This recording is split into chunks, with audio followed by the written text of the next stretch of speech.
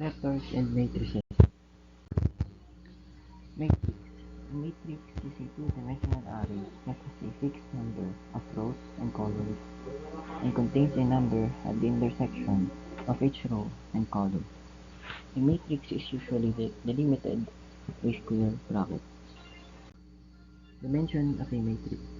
If a matrix K, rows and n columns, we say that it has dimension kxn, or that is a kxn matrix. Entries of a matrix.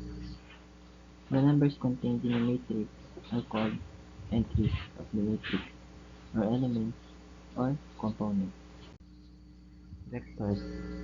If a matrix has only one row or only one column, it is called a vector. If a matrix having only one row is called a row vector. A matrix having only one column is called a column vector. Coordinate system.